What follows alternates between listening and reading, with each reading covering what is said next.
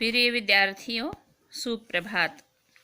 आज हम 12वीं कक्षा की पाठ्य पुस्तक आरोह भाग 2 से एक गीत, जो कि एक प्रेम गीत है, की सप्रसंग व्याख्या करेंगे। आरोह भाग 2 पुस्तक का नाम है,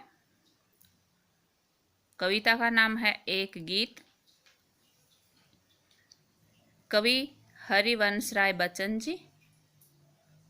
यह रचना कवि की पुस्तक बुद्ध और नाचगर। कवि ने एक पुस्तक लिखी जिसका नाम है बुद्ध और नाचघर में संकलित उनके गीत संग्रह क्या होता है? गीतों का संग्रह। बहुत सारे गीत इकट्ठे एक पुस्तक में लिखे हुए हैं। गीत संग्रह में निशा निमंत्रण से ली गई है। क्या ली गई है? एक गीत कविता। फिर से बता दूं, एक गीत कविता हरिवंश राय बच्चन जी द्वारा लिखित है। पुस्तक का नाम आरोह भाग 2 है और यह रचना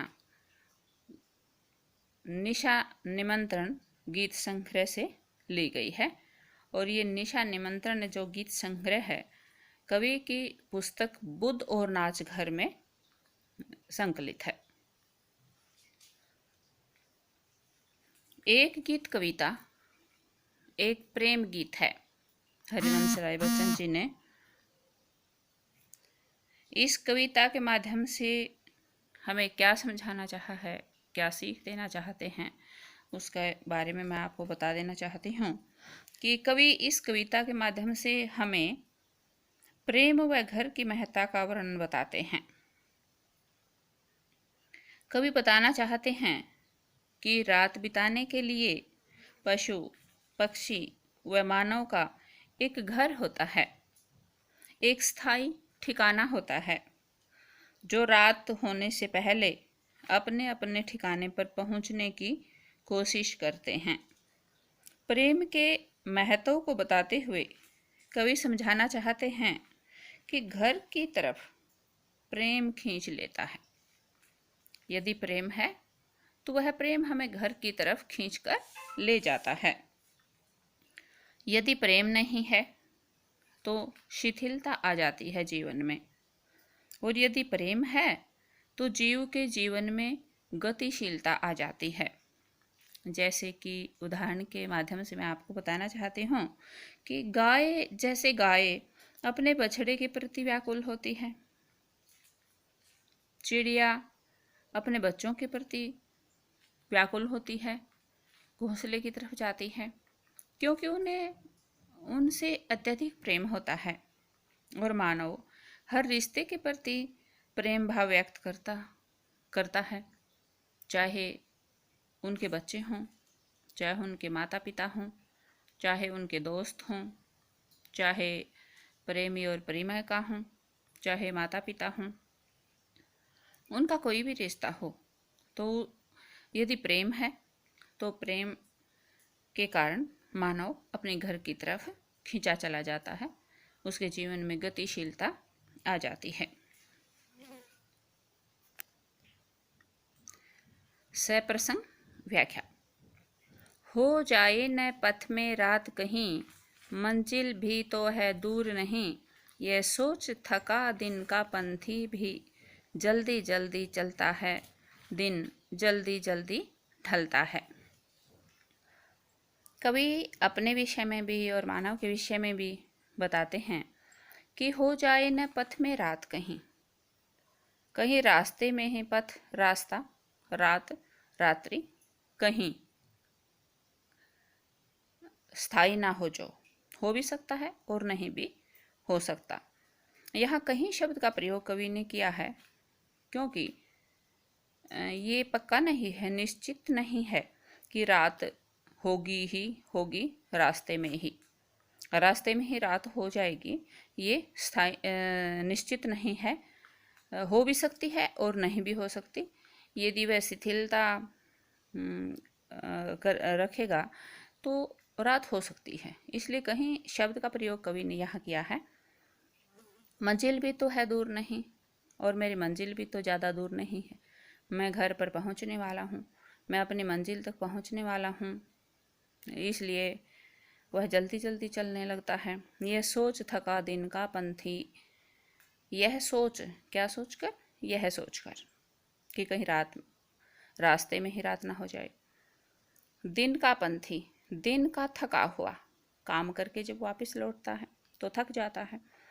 पंथी, पथ पर चलने वाला, पथ रास्ता, पंथी जो पथ के ऊपर चल रहा है, राहगीर, पथिक जल्दी जल्दी चलता है, जल्दी जल्दी चलने लगता है, अपने पाँव में और अत्यधिक गतिशीलता ले आता है। थका दिन का पंथी, थका हुआ होने के बाद भी जल्दी जल्दी चलता है, यह सोचकर कि कहीं रास्ते में ही रात ना हो जाए और मैं मंजिल पर पहुंचने वाला ही हूँ।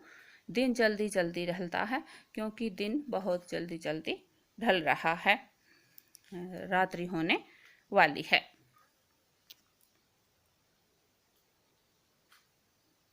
बच्चे भी प्रत्याशा में होंगे, नीड़ों से झांक रहे होंगे, यह ध्यान परों में चिड़ियों के, भरता कितनी चंचलता है, दिन जल्दी जल्दी ढलता है।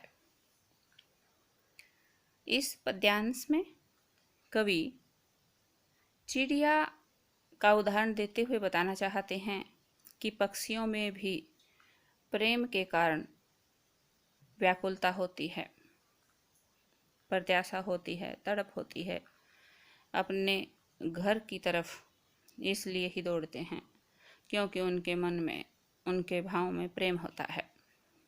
बच्चे भी प्रत्याशा में होंगे, किसके बच्चे? चिड़िया के, क्योंकि यहाँ चिड़िया का वर्णन किया कवि ने। कहते कि चिड़िया के जो बच्चे हैं वो भी प्रत्याशा में होंगे, आशा में होंगे। किस आशा में?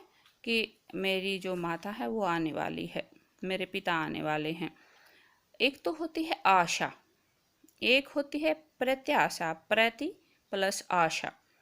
प्रति आशा, प्रत्याशा होती है किसी से आशा रखना, जैसे चिड़िया के बच्चे अपने माता पिता के इंतजार की आशा है कि वह अभी आने वाली हैं। आशा होती है अपने प्रति भी हो सकती है आशा कि मेरा ये होने वाला है, मेरा ये होगा, मुझे ये मिलने वाला है। लेकिन किसी दूसरे से जब हम आशा रखते हैं तो प्रत्याशा होती है।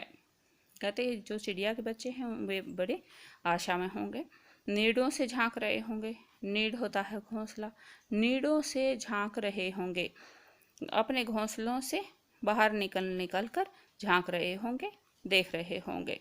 किसको देख रहे होंगे? अपनी माता को देख रहे होंगे कि अभी आने वाली है। यह ध्यान परों में चिड़िया के, भरता कितनी चंचलता है। चिड़िया, यह ध्यान, कौन सा ध्यान? बच्चों का ध्यान, परों में, पंखों में। किसके? चिड़ियों के। चिड़ियों के जो पंख हैं उनमें और अधिक चंचलता भर देता है और तेज गति से चलने लगती हैं, तेज गति से अपने पंखों को मारने लगती हैं ताकि हम घर जल्दी पहुंच जाएं, क्योंकि हमारे जो बच्चे हैं वो नीड़ों से झांक कर देख रहे होंगे, हमारी प्रत्याशा कर रहे होंगे, इंतजार कर रहे होंगे।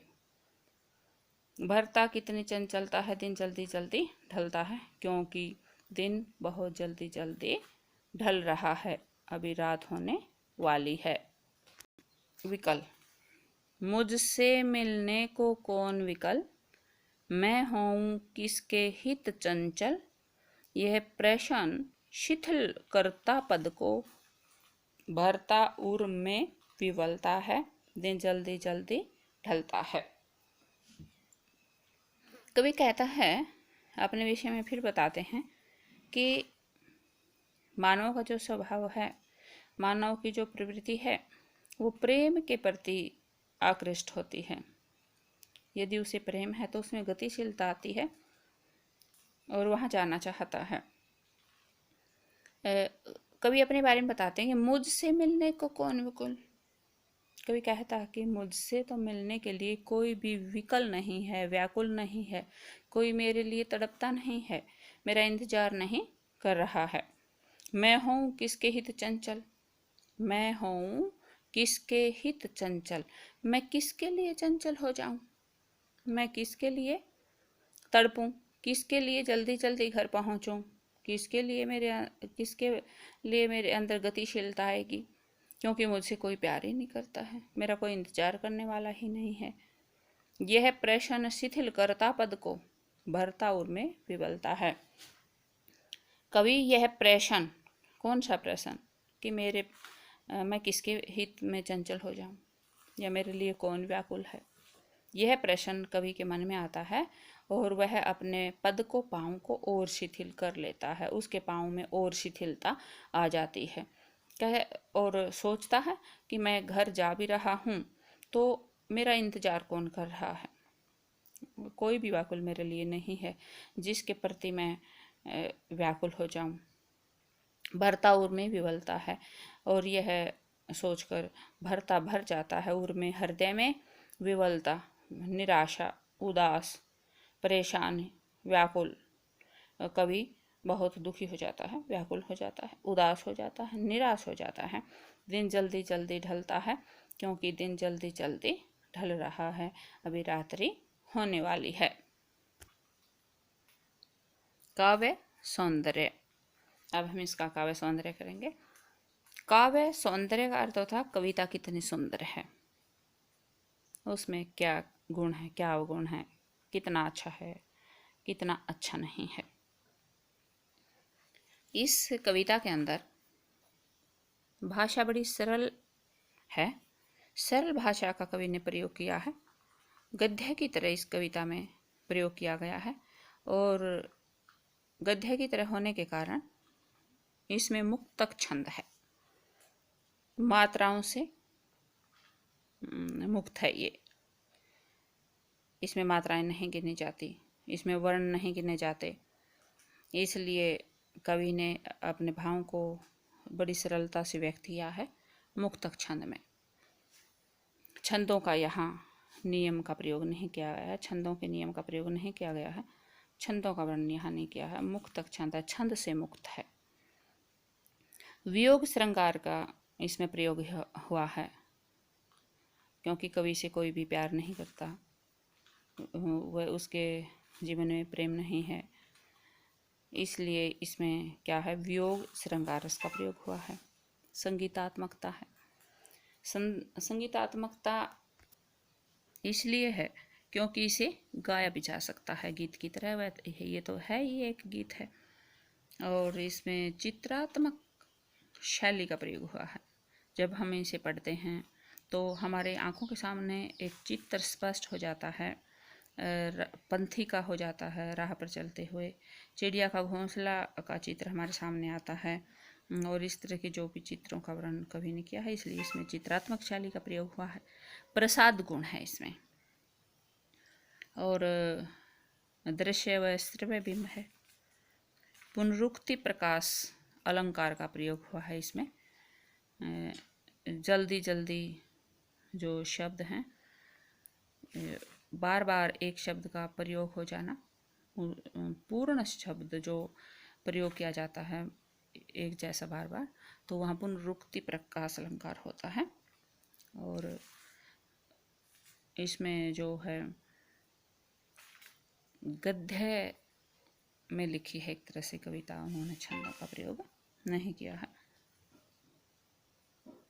आशा मुझे कि आप इसे ध्यान से पढ़ेंगे और अमल करेंगे।